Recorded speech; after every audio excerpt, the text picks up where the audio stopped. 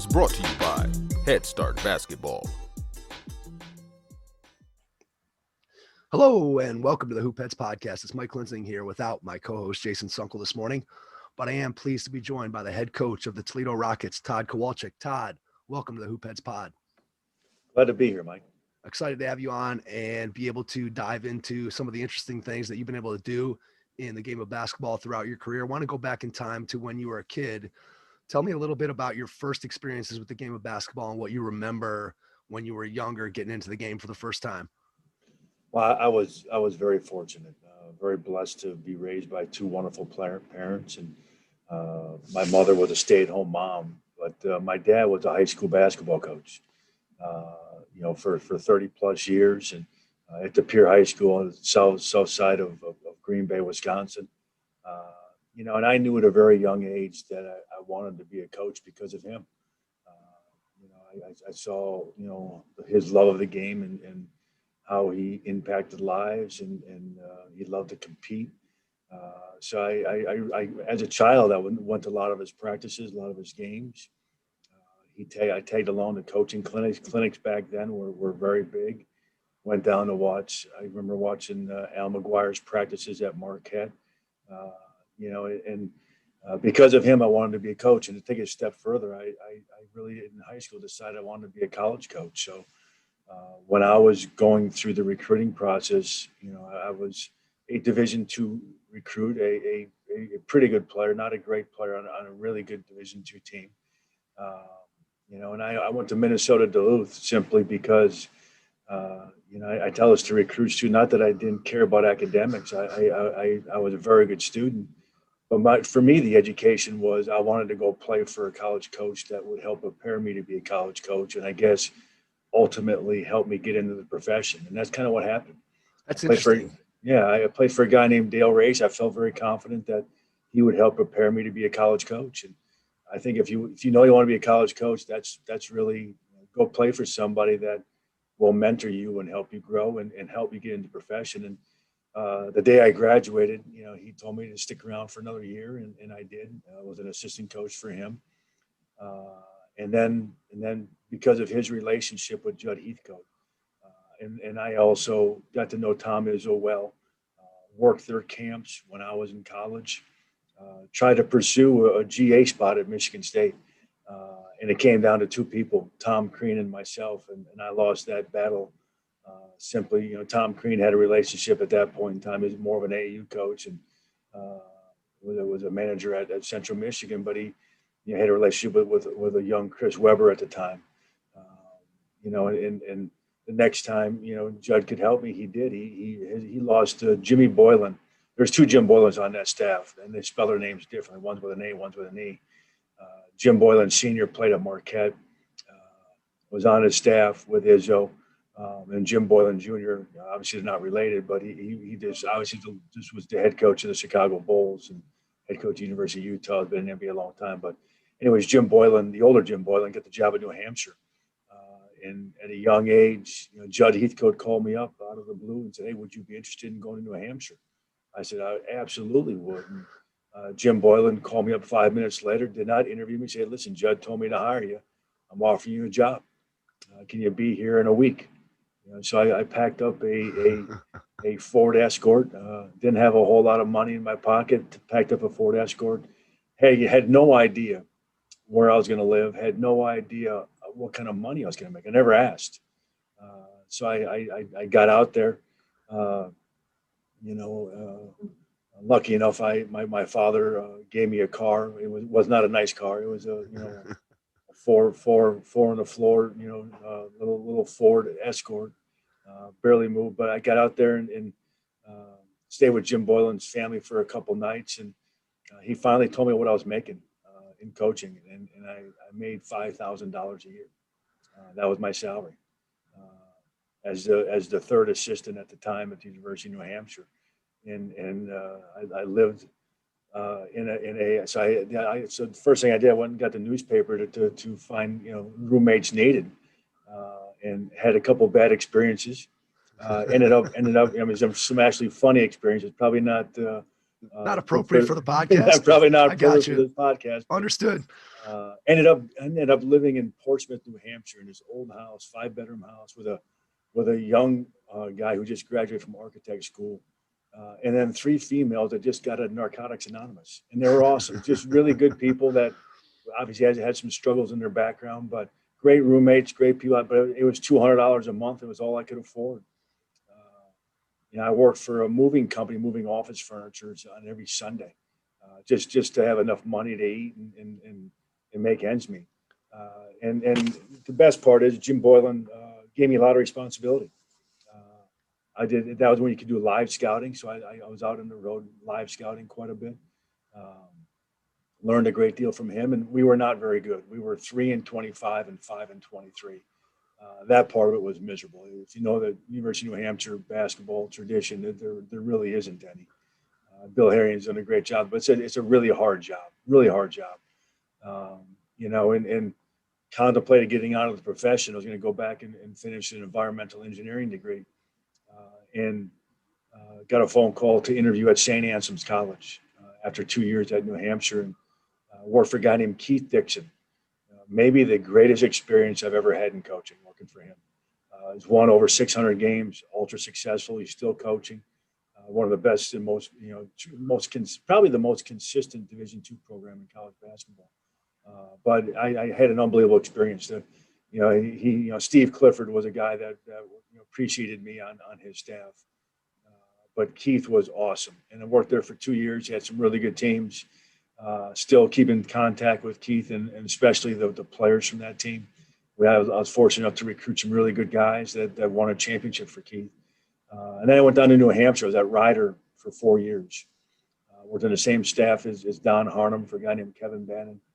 Don and I became very close friends. And then when Kevin left to go to Rutgers, I went with him, and Don got the Ryder job. Did not have a very good experience at Rutgers. Sometimes when I tell this to young coaches, sometimes when you're in a bad situation, we all want to learn, but Mike, sometimes learning what not to do in a basketball program. Yeah, so really true. Important. Yeah, that's so true. I learned a lot about what not to do, and I remember, a guy that really saved my career is a guy named Bob Mulcahy. Then the athletic director, and called me into his office and thought I had some promise in the profession, and said, "Todd, if I can give you some advice, you need to get out of Rutgers and leave." I was very fortunate to work for a guy named Tom Crean at Marquette. Went back there in 2000, and feel really blessed that I had a chance to work for Tom. I thought I was prepared at that point in time to be a head coach. I was not. His attention to detail, how hard he worked and how he left no stone unturned, how he taught everybody in the program to compete was really valuable for me. And it really helped that we had Dwayne Wade. You can see his jersey still, I wouldn't be a head coach today if it wasn't for him. But I really had a great experience at Marquette, a special place, and was a part of that great resurgence. And my second year there, we rose to number 9 in the country, finished 26 or 27 wins, went to the NCAA tournament. But because of that experience and because we were that good, in 2002, at the age of 36, I had a chance to be a first-time head coach back in my hometown of Green Bay, Wisconsin, and go home. And my dad had a chance to come to every one of our practices, obviously all the home games. But it was going home for me, and it was after 14 years on the East Coast, and 12 years in the East Coast and 2 at Marquette, so 14 years as an assistant. To get my first head coaching job, I inherited a rebuilding job there, but a rebuilding job with really high character guys who were just, probably, maybe not quite talented enough, but hardworking, really good students, bought in. I was very fortunate for my first head coaching job. I had no issues and problems with character flaws. We just had to get better. And we got lucky with a couple of junior college guys that instantly, rose us. We went from 10 wins our first year to 17 in year 2, and maintained my last 7 years at Green Bay. We were top 3 of that league every year. And at that time, Butler was in the league, Loyola was in the league, Jimmy Collins had it rolling at UIC. Bruce Pearl was doing some things at Milwaukee. Gary Waters came in at the end.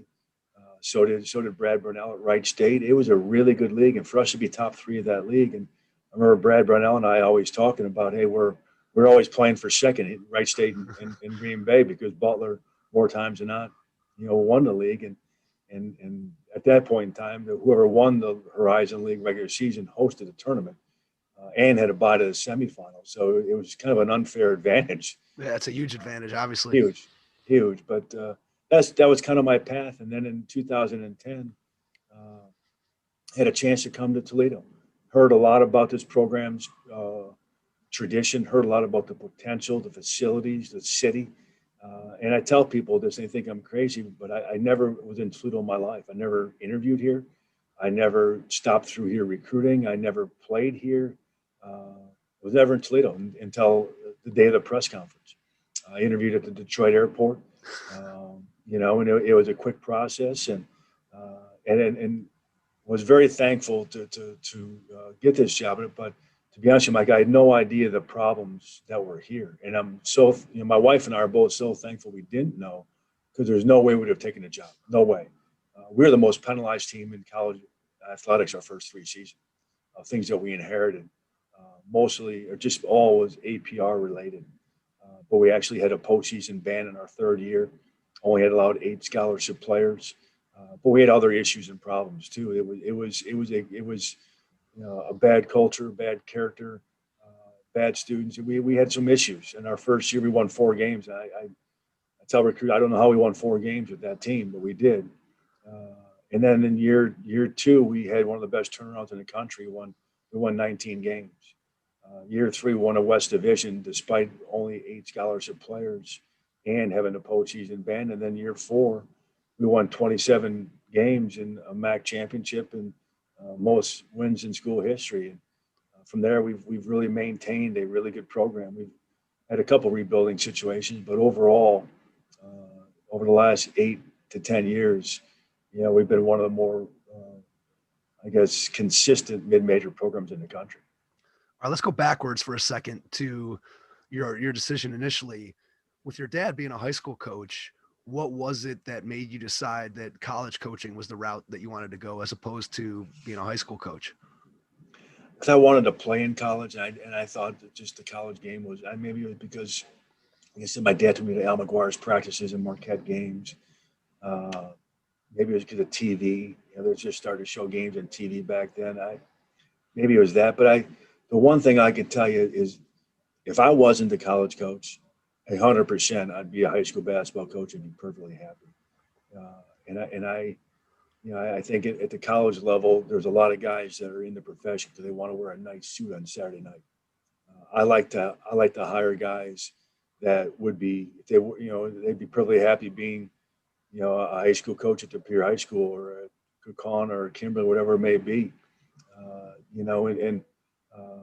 I feel very blessed to have been in the college game as long as I have. But I'd be perfectly happy being a high school coach as well. You mentioned being in situations that are good situations and bad situations as an assistant coach.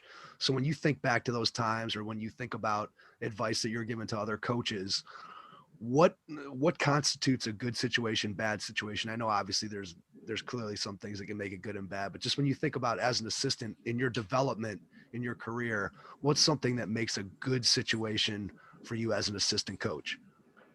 Who you work for, can you learn, can you grow with them, and will they help you move on professionally?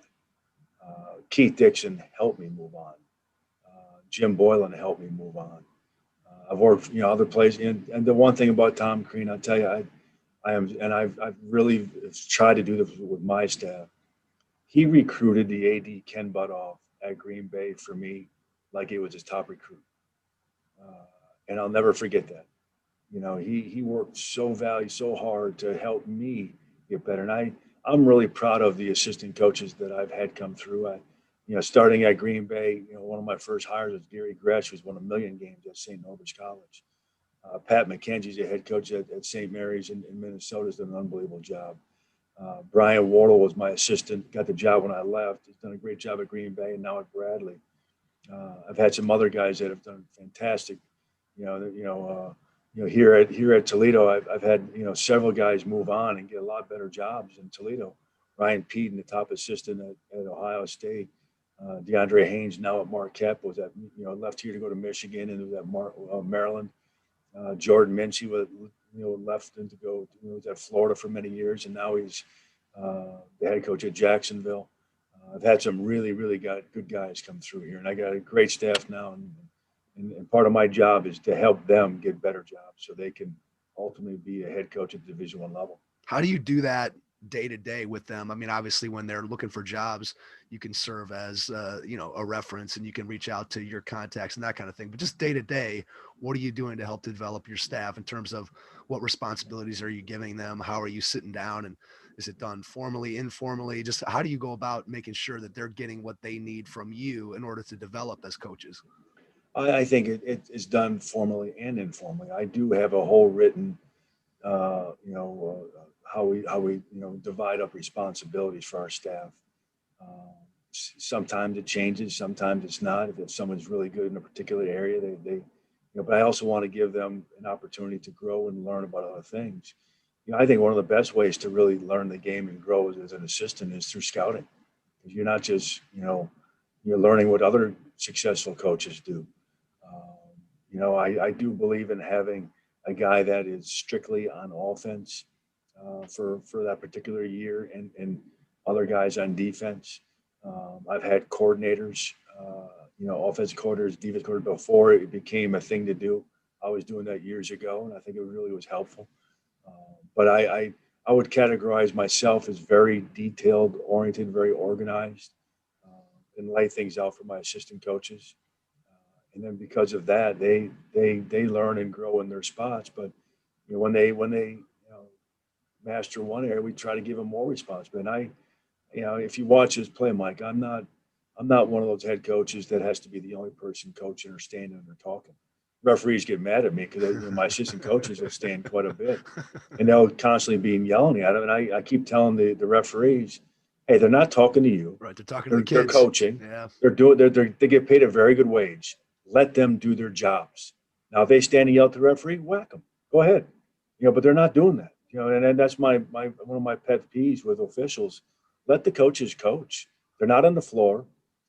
They're not doing anything they shouldn't be doing. They're not yelling at a referee, and that's what they get paid to do. So let's let them do it. And I give our guys a great deal of responsibility. I even a lot of, like in the springtime, that's 100% the assistant coach's time for coaching. I really step away from the team. I think they hear my voice enough.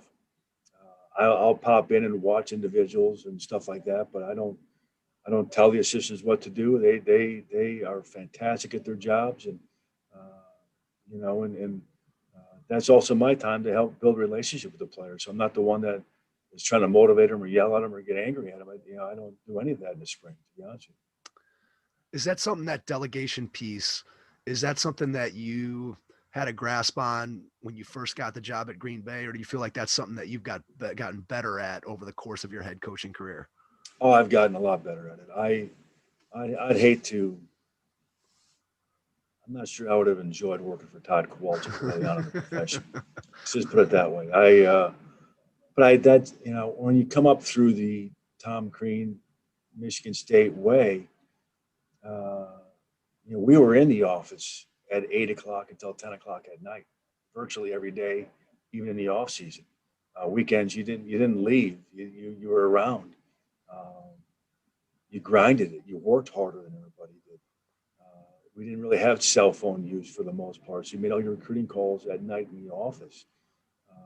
And I was single, and thank God I was single. There's no way I could have been married at that point. And then my first, 3-4 years as a Division I head coach, I was single. So I still had that mentality.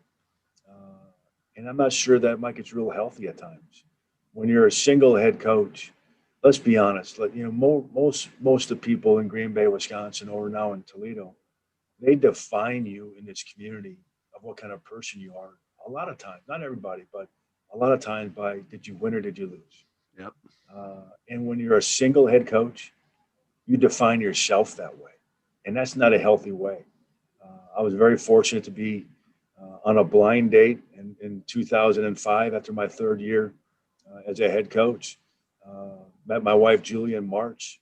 We were engaged in June and married in August. And best thing I ever did. And then we, quick, I was 39, 40 years old at the time. So I was a bachelor for a long time and had kids when I was 41 and 43. So I started late in life, but I'm different today because of my wife and because of my family. I think it's made me a much better coach. It's made me more patient. It's made me a better listener, a better learner. It's taken a lot of ego out of coaching, but it's really impacted my life. And another thing that's really impacted me as well, I wouldn't say nearly to the same degree, but over the last 3 years, I've become addicted to yoga. And that's been a big part of my life. And I think it's made me a better coach. And I think some of my ex-players come through here and they can't believe how much more mellow I am. I still like to compete and I still get, but I channel it better because of yoga, and Toledo yoga has been a blessing to me. So how do you fit that into your schedule every day? I go at 6 a.m. or 6:30. Okay. Still in the office by 8, have our staff meeting at 8:15, and we practice at 9 a.m. During the season. So I've always been an early to rise person, but I either go at 6 a.m. or 6:30. And I rarely miss a day. And if I do, I'll try to find I'll do it either online or do a YouTube. But it's been a big part of my life. Yeah, it's good stuff. I mean, I think whether it's yoga or whether it's something else, you read about now, so many people are doing meditation and people are journaling and doing those kinds of things. And I think they all sort of serve a similar purpose to what you were describing in terms of just helping people to center themselves and kind of get yourself ready for your day and sort of release the stresses that you have. And, I could see a tremendous amount of value in that. I've been a person who didn't necessarily, I was always just a workout kind of exercise guy. And then lately in the last, I'd say probably 2 or 3 years, I added the journaling piece to what I do every day. And I've found that helps me tremendously to kind of clear my mind of the clutter and then focus on the things that I need to focus, because I can just get it out and get it down on paper. So everybody finds their thing that works for them. Yeah. And, it's just it's kind of interesting, again, as you get older, how your perspective changes for sure. Well, I think it is, you mentioned, but it's so important to do something physical every day and for yourself, because this profession can eat you alive in so many ways, and life is too short. Look at Kent State director of basketball operations at the age of 28. I know, it's Brian crazy. That's so our whole league is in, obviously in sympathy with the Kent State staff, but life is too short not to enjoy it. And sometimes in this profession, we take it way too serious instead of, understanding, hey, there's more to life than just basketball and winning games. It's about impacting the players and doing the right things and making sure you do things the right way. Absolutely. Did your wife know what she was getting into when she married you? I said, well, why don't we just live together that first year so you can actually see if you really want to go? And she was adamant she would not live without being married. So we decided to get married, and she came from an athletic family. Okay. Her brother was a great player at Wisconsin Green Bay, played a little bit in the NBA and overseas, and her sister is still the all-time leading scorer, I think, in Horizon League. I married into a Nordgaard family. Jeff, player, Sherry's remember player. Yeah, remember the name, yep. The other sister came with a volleyball player in South Carolina, so she understood athletics, and she loves the game, and she likes to go to the games usually. But overall, it's been fantastic. How do you incorporate your family, both your wife and your kids? How do you incorporate them into your program at Toledo so that there's not that direct line of separation between family and then your basketball family? How do you make sure that they're involved in what you're doing day to day? Well, when we first moved here, my kids were not in school yet. They were, 2 and 4 years old.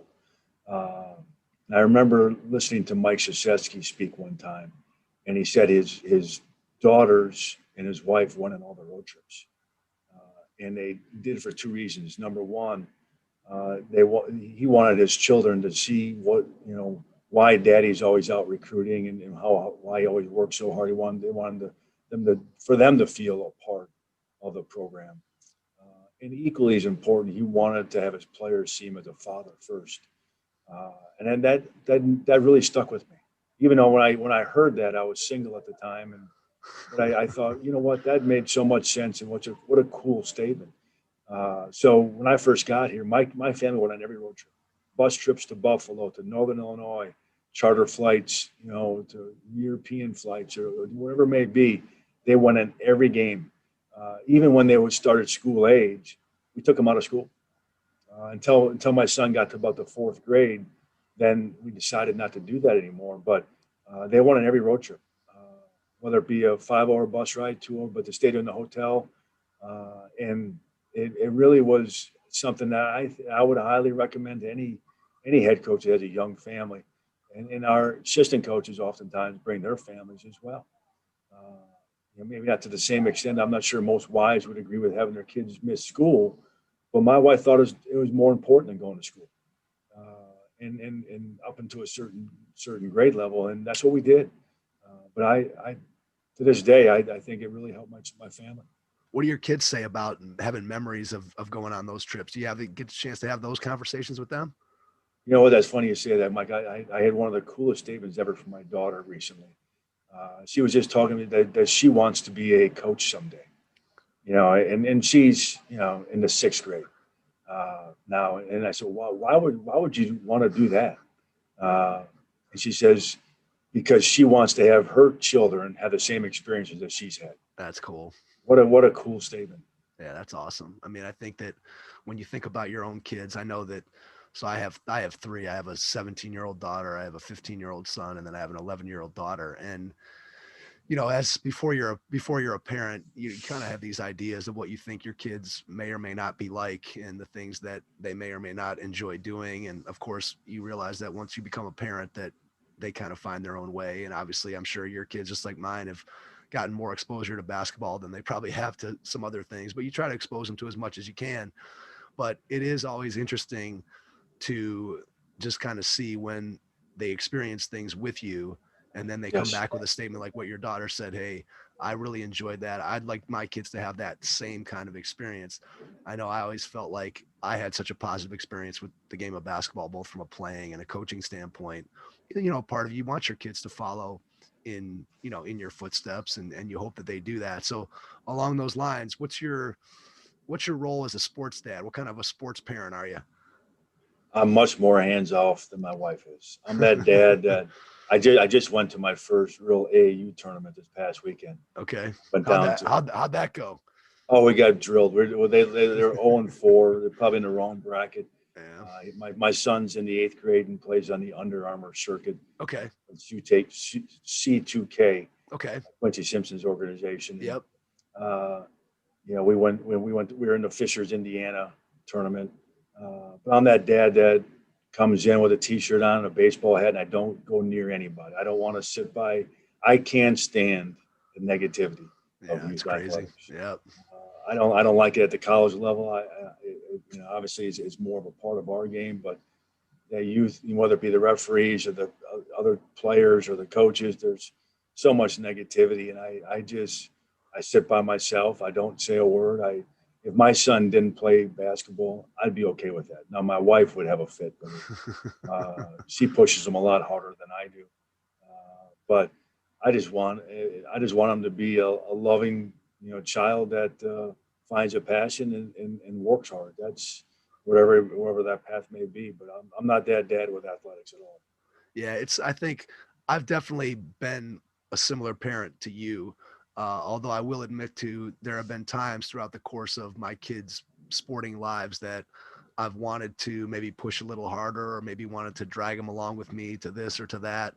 And in the back of my head, I always had this little nagging voice saying, if they don't want to do it, and they're not gonna ever achieve what you might want them to achieve anyway, because it ultimately, as it comes down to your own passion and drive and desire, and that's where success really lies. And so you hope you just get them into a thing that, like you said, that they have a passion for, whatever that may be, whether it's basketball or whether it's something else. And unfortunately, as you said, when you go to some of these tournaments, or even when you sit in the stands during a high school game or a college game, and you just hear the things that people are saying, whether it's parents or other coaches or whatever it might be, sometimes I'm just flabbergasted by the things that people are saying and just the unrealistic expectations that they have. And I really feel like the culture of basketball today in a lot of ways is filled with parents and kids that are always searching for like their eyes are always on the next thing. So in other words, if I'm a high school player, I'm not really worried about my high school career. I'm worried about what I'm going to do in the spring and summer of AAU next year. I'm worried about what college scholarship I'm going to get, instead of being like, hey, I could tell you, and I'm sure you could probably vouch for the same thing. Like my high school basketball career was some of the most fun moments of my life. And I got to play college basketball, but I look back on high school and I'm like, I wouldn't have wanted to be looking ahead and just trying to get through that as fast as I could so I could get to college. Those are things that I think you as a parent have to really slow down with your kids and make sure that they're appreciating that the moments that they're in right now, as opposed to trying to always chase that pot of gold at the end of the rainbow. No question. And high school basketball is awesome. If I could give any advice to parents of recruitable people, don't coach your kid during the game. I see it all the time. As a college coach, that's a turnoff. I don't want a parent saying something to their son during the course of one of our games. Why would I want to let it? Why is it okay to do it in an AAU game or a high school game? Let the coaches coach.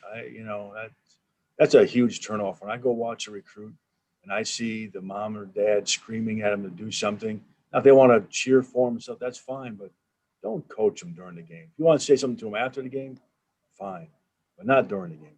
Yeah, I think it's so distracting. I laugh when I go and I'll watch, obviously it's bad in the high school level, but I'll laugh and I'll go and watch. I was just at a AAU tournament this weekend with my kids and was watching this third grade boys basketball game.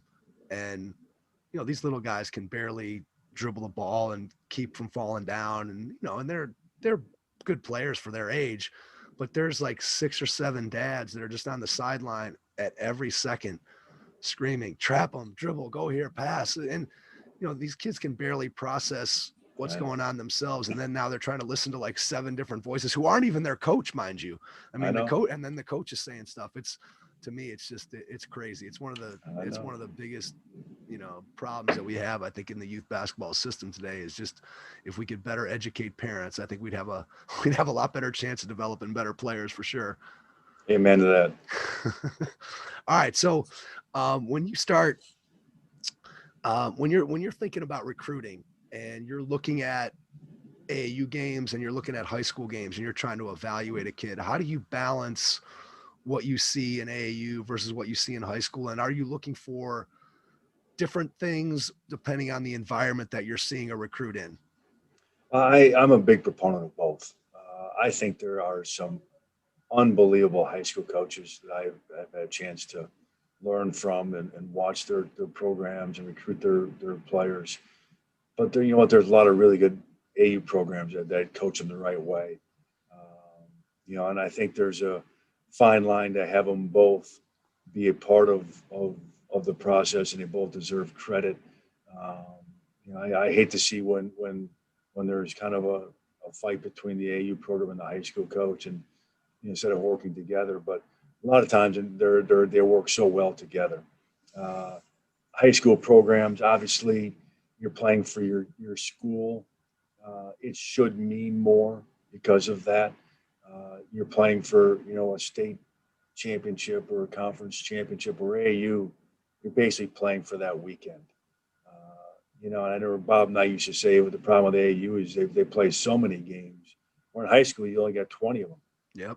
You might play 80 during the AAU season. So if you lose, it's kind of like having a bad round of golf. It doesn't. I'll get them tomorrow. No big deal. Right. It's a big deal to lose. I mean, it is. But with AAU, you can't. It may not mean as much, but AAU basketball is so good, and what it gives college coaches the opportunity to do is to evaluate a lot of guys in a very reasonable amount of time with reasonable amount of expenses. Otherwise, you can watch maybe 1, maybe 2 kids in a high school game. That's all. If I go to a high school game, I'm only watching 1 guy, maybe 2 on a special occasion. Where in AAU, you might be, there might be 8 guys on the floor that can play at your level. And you can just be more efficient over time. You can watch 10 games in a day versus, 2 a week in high school basketball. How do you identify your initial list of recruits? I think it starts by, let's say we're looking at, 2021 kids last year. Well, 2022 and 23 may catch our eye when we're watching a particular individual that we want. Then there's a younger kid, so we'll watch games like and just see them that way. We do subscribe to some really good services. We spend quite a bit of money on those. Some are better than others, but I really have a lot of respect for the recruiting service people. They work exceptionally hard, don't get paid that much money, but they do it for the love of the game. And I trust their opinions to give us names to have us go evaluate those people. And then obviously, it's our eye test of what we want. And we're a very skilled program, Mike. As you know, offensively, we've been very, very successful by having skilled guys and guys that, can pass, catch, and shoot versus just athletes. And I think one of the most important positions nowadays is having a perimeter-oriented foreman that can really stretch a floor. The good teams I've had all have had guys that can really shoot it at that position.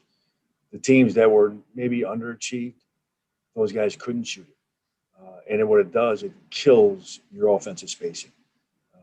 People don't guard them, and they may be phenomenal rebounders or really physical.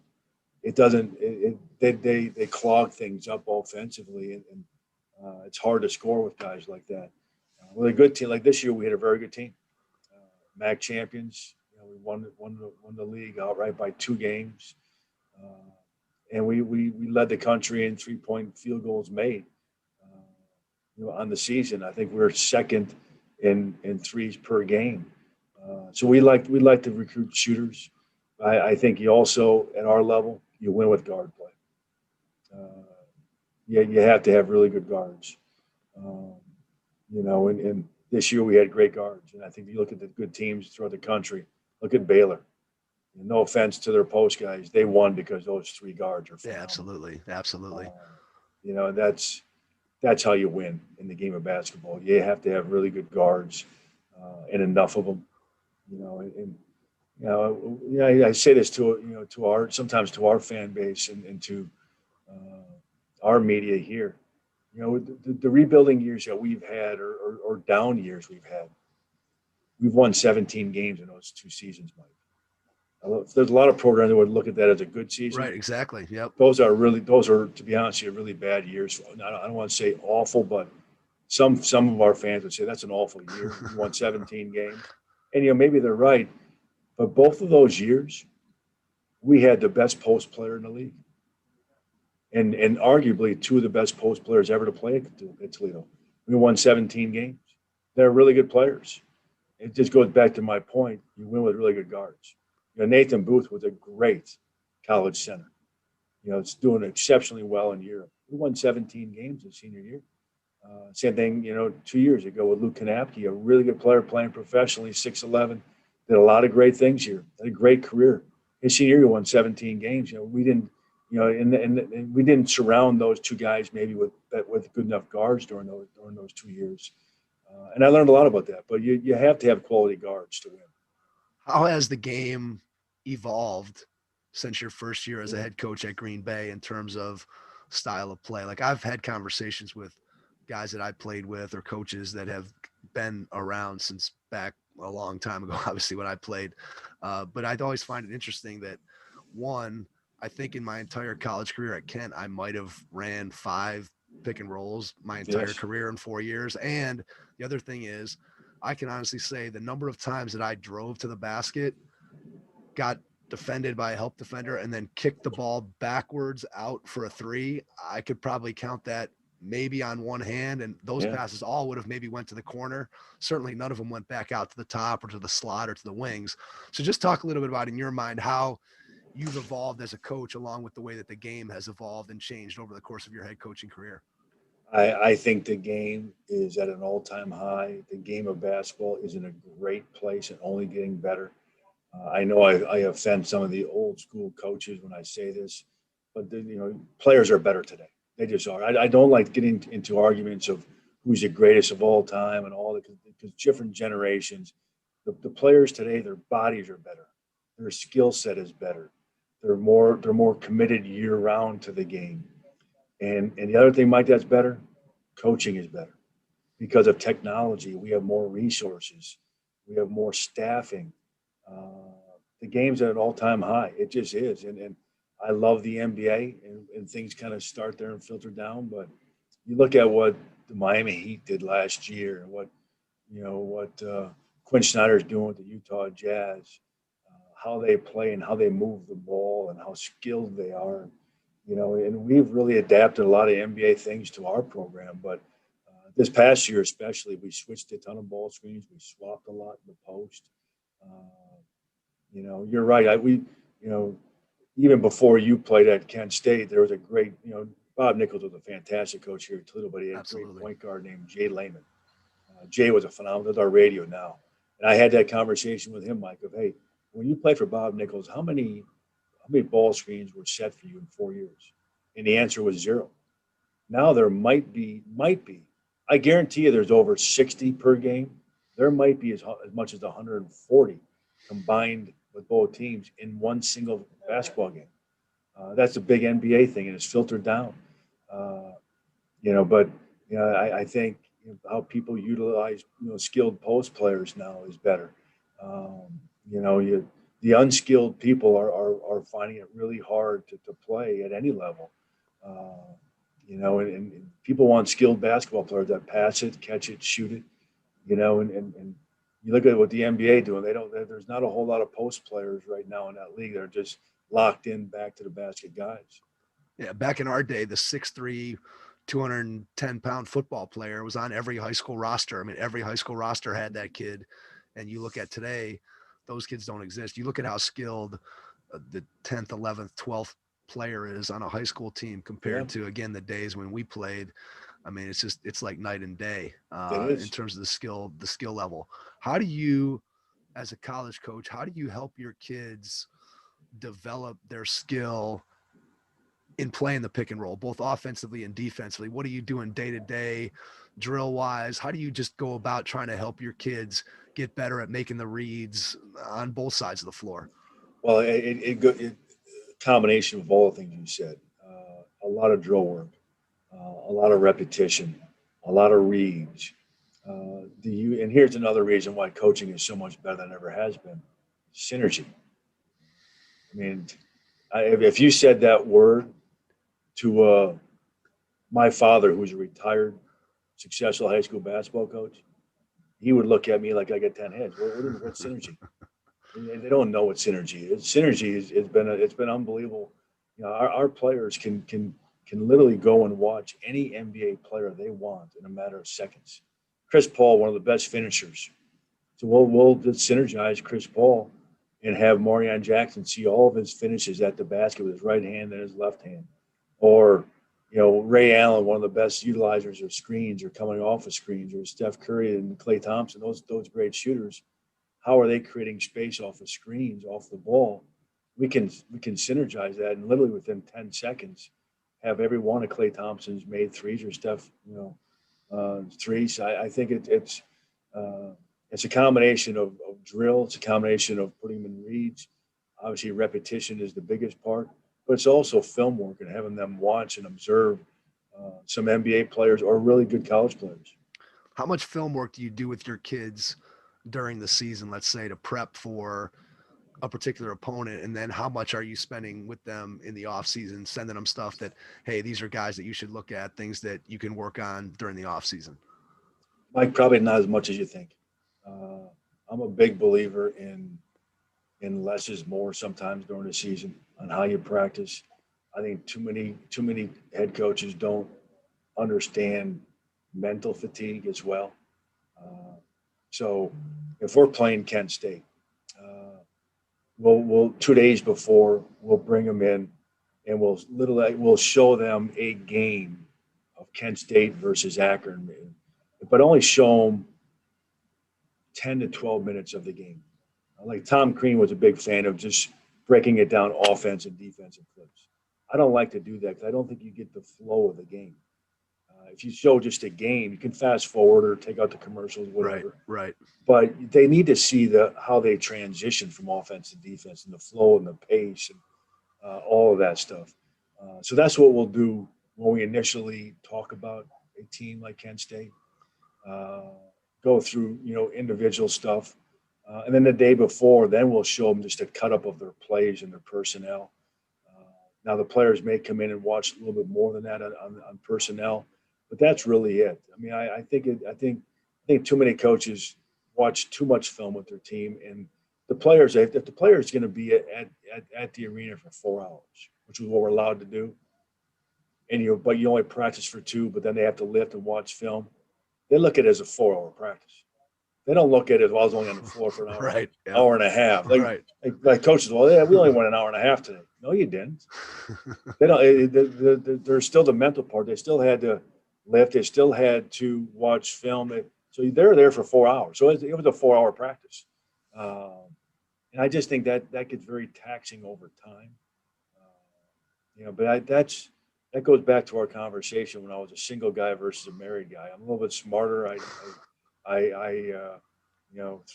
Because of my family and because of yoga, maybe I've relaxed on a lot of those things, but I don't kill our guys with film. Now, even myself, I used to watch as much film as I could.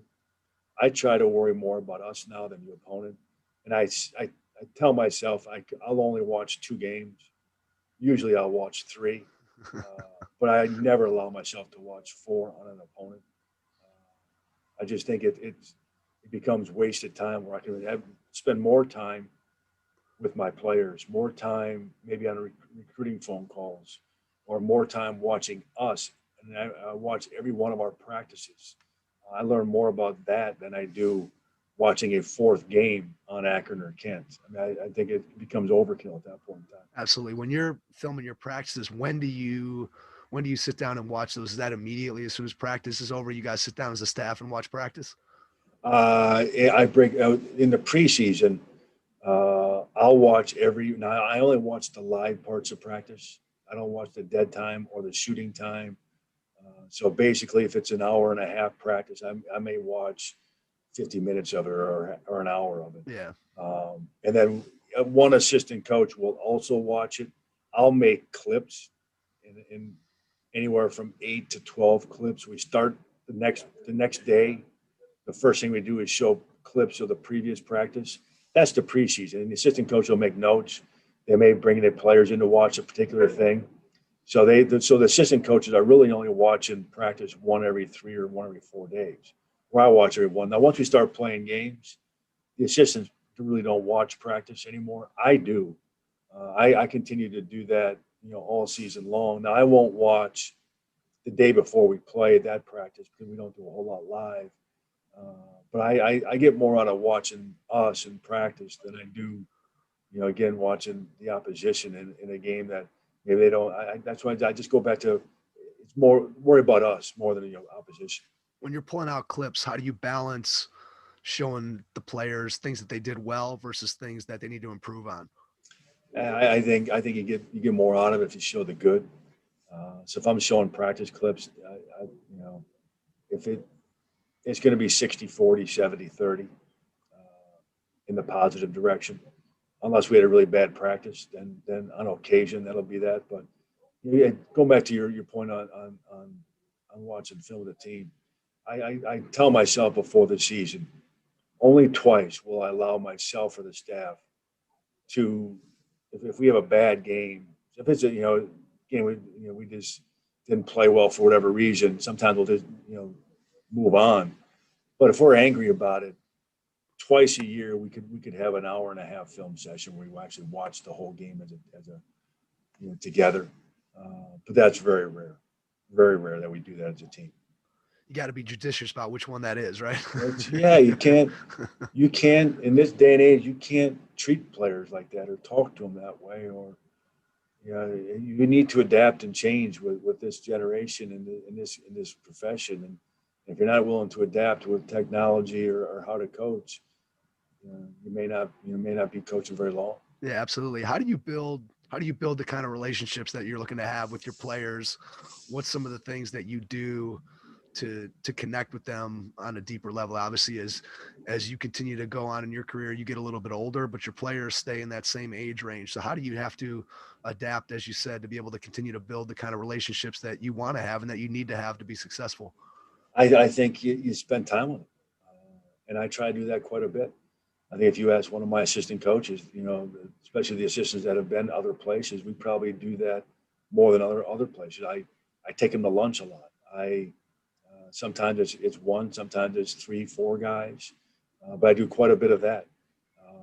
We have them over at our house quite a bit. No, not just my house, but also the assistant coaches' houses to be part of their families.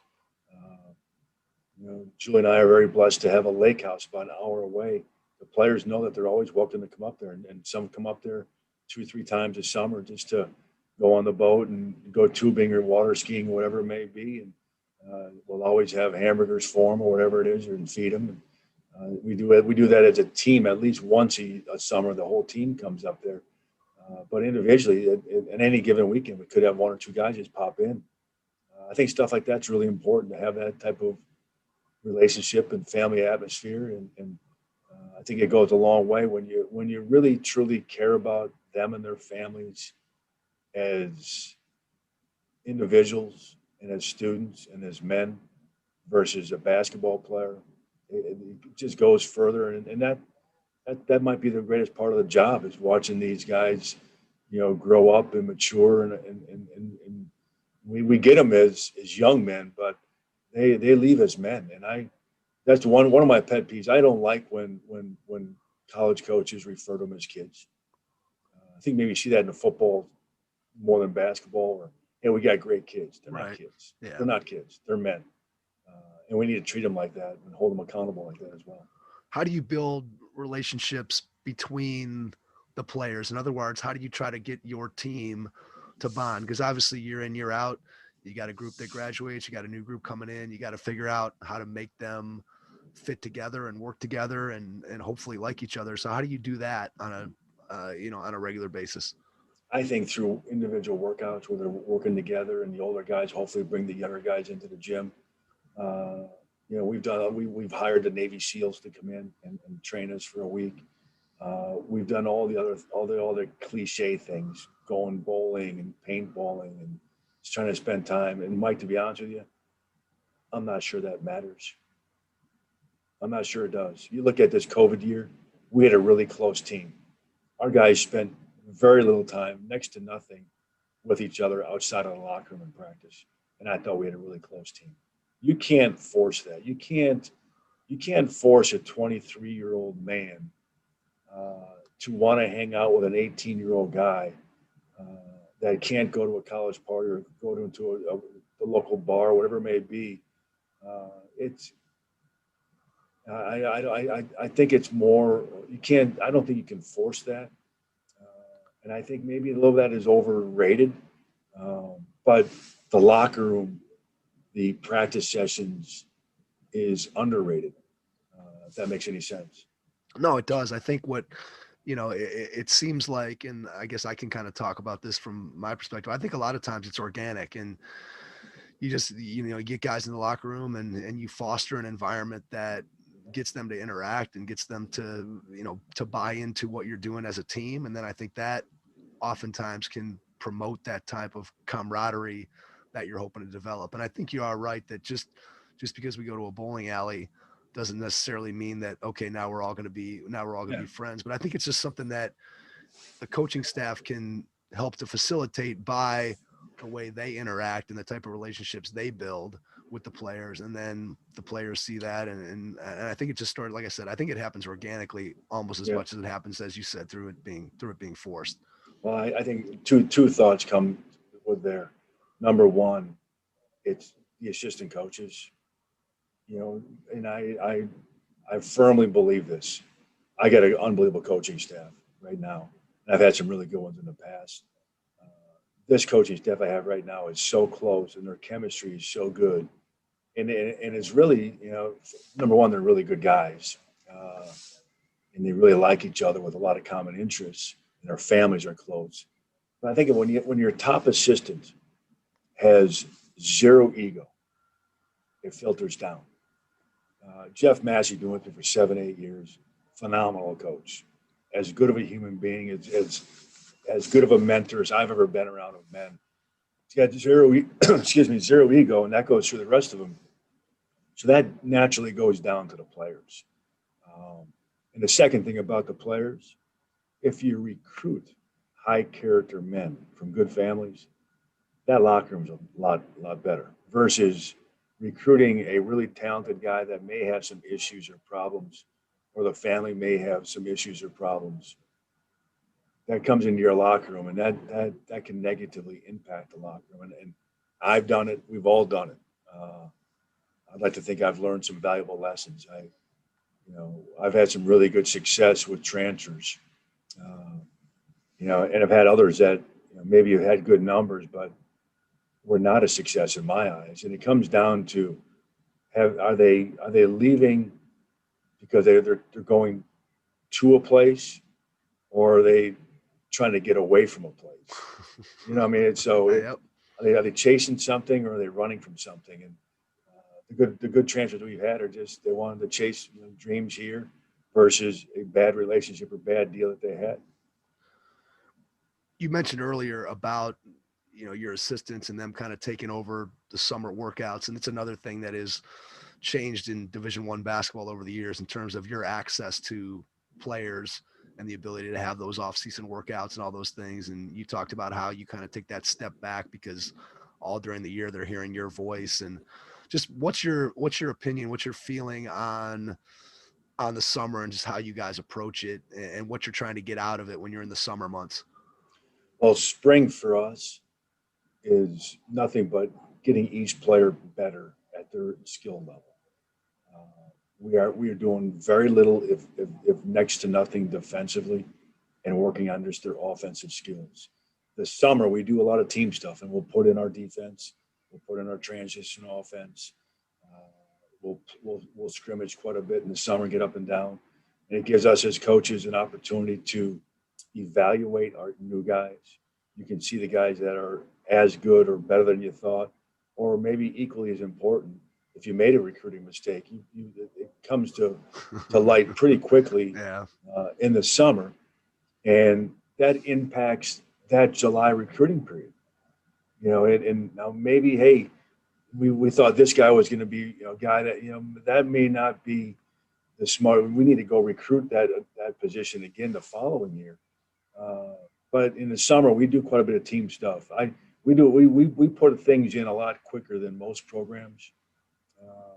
But yet, individually, just a lot of one-on-one time with an assistant coach and a player, getting up reps and doing some offensive things. But we'll do a lot of team defense and team offense in the summer. If you had to point to one or two things that you would say have led to the success that you've been able to have at Toledo, what would be what would be those things that you'd point to that you'd say these are the keys to our success? I think recruiting skilled basketball players that have a toughness about them, and that come from winning programs. In some of the recruiting mistakes that we have made, looking back at it, they didn't come from winning high school programs or good high school programs. They may have scored 26 points a game, but their team wasn't very good. So I think recruiting winning guys that are skilled and that really, know how to play. But hey, I think when you have a skilled team, and I think another thing that is really under-evaluated, Mike, is you cannot be a fragile player either. You have to be able, fragile meaning not necessarily taking negative coaching, but also taking when you play poorly, can you get rid of that from the first half to the second half? That's I had a player here, Ryan Pearson, who was an all-league player, came with me from Green Bay. And he was the king of taking a bad game in the first half and turning it to be 12 points and 8 rebounds. And he might have been 0 for 6 in the first half, didn't score, played frustrated. But he found a knack to, hey, you got a steal and a run-out layup, got a couple of putbacks, got to the free throw line. Next thing you know, at the end of the game, we won, and he impacted the game. He had 12 points, 8 rebounds, and was a positive impact. And because he wasn't fragile. Sometimes those guys have bad first halves. They can't turn it around. They can't. Yeah, being mentally tough, and especially when you think about, again, that's another way that the game has changed. When back 15, 20 years ago, the mental side of it, nobody was really, everybody was impressed by Michael Jordan and his ability to be ruthless and win under pressure, but you didn't hear it talked about as much how important that mental health and mental strength and that resilience and all those things that you want to get out of your players, which your example there of even just being resilient from one half to a next, that's not oftentimes certainly what a fan or other coaches might not even think about that, but it is so important when you think about, hey, sometimes you have a bad half and you can either make it a bad game or you can make it a bad half. And that's a huge difference between wins and losses for sure. Let me ask you this, Mike. When you played 30 games in college, of those 30 your senior year, on a scale of 1 to 10, how many of those 30 were 9s and 10s? Whew, man, not many. Five, Three? five, Five? maybe. That's high. Five maybe, is high. Maybe. 5 is high. All right. How many 1s and 2s? Well, I'd like to think 5? I'd probably say less than that. Say Okay. less than that. I feel like I was probably a pretty consistent, like you knew what you were getting from me night in and night Right. out. So, but yeah, I mean, I agree. I think when you're trying So- to self-evaluate, Yeah. it's tough. So my point is, if you can get your players to understand, hey, a 6, 7, 8 is pretty good. Let's just stay away from the 1, 2s, and 3s, because you may not get the 9s and 10s as much as you think you're going to get, or we're going to get. And Ryan Pearson was a king of taking a 1 or a 2 in the first half, and he made it a 6 or a 7. Those are the really good players. And you talk about the consistency. I think the teams that can do that as well are good. Yeah, I mean, that impacts winning. I mean, let's face it, you throw away 2 minutes. How many games could you, if you threw away 2 minutes that you played poorly, swing an outcome of a game? I mean, as coaches, I mean, think about how much time you spend going back over film and thinking about, hey, if we just would have done this minute and a half stretch differently, where we turned it over twice and gave up a wide open 3, and that was the difference in a 4-point game. I mean, that stuff happens all the time. It's crazy how often it happens. Yeah. All right, I can't let you get out without giving me your best Dwayne Wade story that you can share on the podcast. Give me a story about Dwayne from when you coached him, just what separated him, what made him so special. I think Tim Buckley was the guy that really recruited him. I think if any of us that were on staff or at Marquette during time, if we knew he was going to be like this, we told you we were lying to you. We had no idea. Now, I think by Christmas, he was an academic redshirt his first year. He was on scholarship but couldn't play. But he could practice. We knew by Christmas he probably wasn't going to be there for 4 years.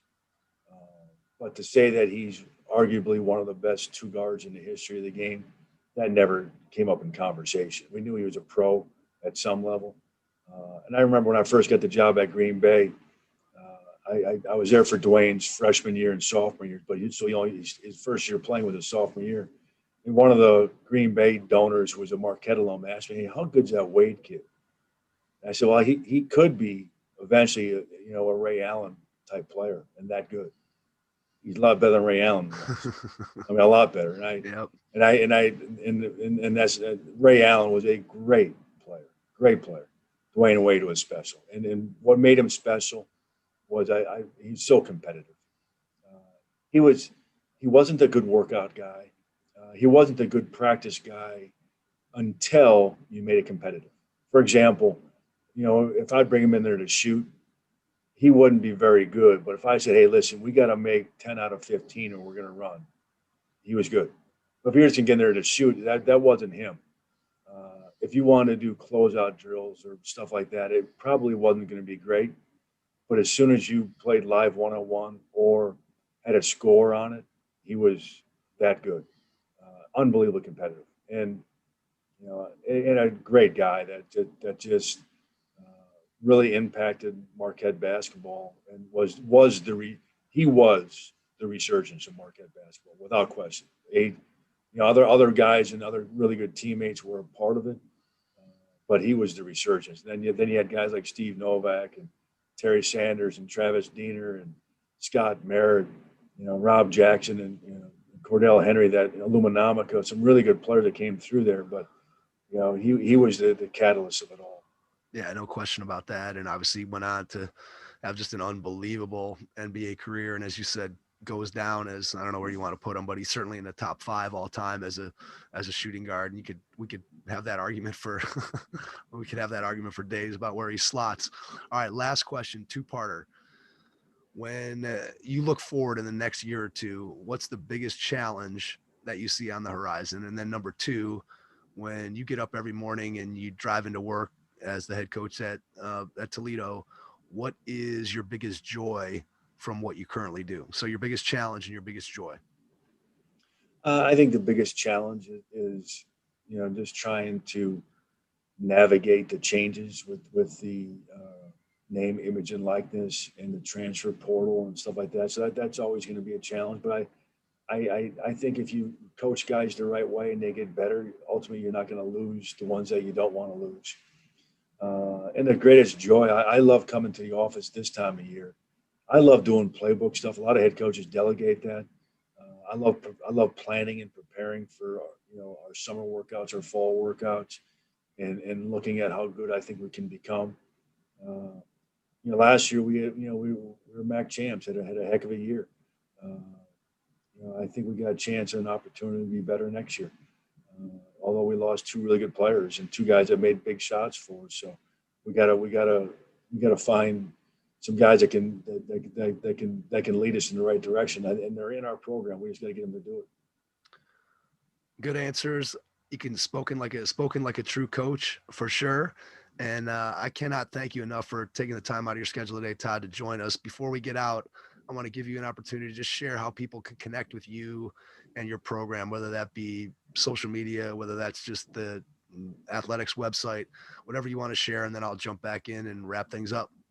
I respond to everything, and people, maybe high school coaches or any coaches, about our program. So they can always reach me through email, which is just my name. It's Todd's got 1 D, TOD.KOWALCZYK@utoledo.edu. Our practices are always open. If you're in town and want to come watch a game, I'd be happy to give you tickets. But anything we can do to help grow this game, I'd love to. Todd, it's awesome. And again, I feel the same way. It's kind of the mission of our podcast is to help grow the game and be a resource out there for coaches. And we thank you for being a part of it today. And to everyone out there, thanks for listening. And we will catch you on our next episode. Thanks. Thanks for listening to the Hoop Heads podcast, presented by Head Start Basketball.